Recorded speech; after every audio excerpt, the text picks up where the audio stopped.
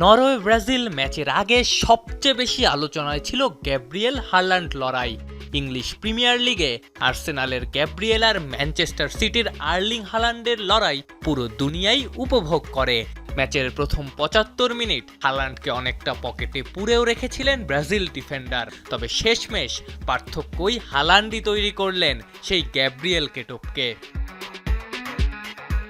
Minute কয়েক পরে আবারও হালান্ড শো, এবার বাঁ পায়ের বুলেট গতির শট যতক্ষণে গোলকিপারকে ফাঁকি দিয়ে জালে জড়ালো ততক্ষণে হালান্ড জানেন ওটা গোল। ব্রাজিল ভক্তরাও জানে কাজের কাজ হয়ে গেছে।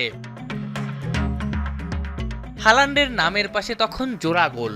পুরো টুর্নামেন্টে সংখ্যাটা ৭, মেসি আর এমবাপ্পের সমান। এক বিশ্বকাপে ৩ ফুটবলার ৭ বা তার বেশি গোল করেছেন, এই ঘটনা এবারই প্রথম।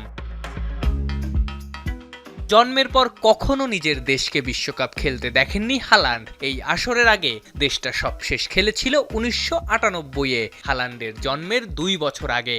সেজন্য প্রতিবার ইংল্যান্ডকে সমর্থন দিতে হতো হালান্ডকে।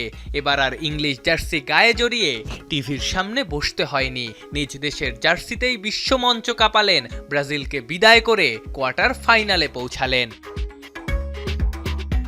জন্ম লিডসে হওয়ায় ইংল্যান্ডের হয়েও খেলতে পারতেন, কিন্তু হালান্ড নরওয়েকেই বেছে নিলেন। বাছাই পর্বে ১৬ গোল করে মূল পর্বে তুললেন। হালান্ড সাইড ক্যারেক্টার হয়ে থাকতে চাননি, নায়ক হতে চেয়েছেন। হালান্ড ছোট বনের সিংহ হতে চেয়েছেন, রাজা হতে চেয়েছেন।